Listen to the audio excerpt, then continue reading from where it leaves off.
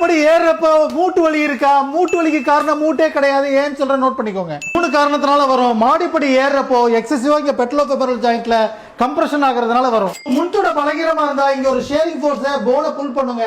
அந்த எபிலிட்டி இல்லாதனால வரும். நம்பர் 3, நம்ம பாடி வெயிட்டோட 4 மடங்கு வெயிட்டை மாடிப்படி ஏறப்ப மூட்டு தாங்கணுங்க. அதோட மோட்டர் கண்ட்ரோல் இல்லாதனால ஸ்ட்ரெயின் ஆகும். என்ன பண்ணணும்? நம்ம எக்ஸசைஸ் பண்ணணும், அதுக்கு ஃபிட்டா இருக்கணும். நோட் பண்ணிட்டு டெய்லி பண்ணுங்க. படியில உட்காந்துட்டு தொடையோட கண்ட்ரோலை மெயின்டைன் பண்ணிட்டு காலை மட்டும் நல்லா நீட்டி விடுங்க. 2, குதிகால நல்லா தூக்கி விடுங்க. நம்பர் 3, இங்க இருக்கிற பெட்டலோட டிராக்கிங் இம்ப்ரூவ் பண்றதுக்கு காலை தூக்கி 3வது படியை டச் பண்ணிட்டு கீழே வைங்க. 2 காலை மாத்தி பண்ணுங்க. ஏறுறதாங்க. காலை ஊனி நேரம் நிமிர்ந்து முன்னாடி காலை எடுத்து வச்சுட்டு அப்படியே பொறுமையா காலை பின்னாடி எடுத்து வைங்க. ரிப்பீட்டடா மாத்தி பண்ணுங்க. 5, இதே விஷயத்த சைட்ல பண்ணுங்க. காலை தூக்கிட்டு அதே மாதிரி பொறுமையா கீழே கொண்டு போங்க.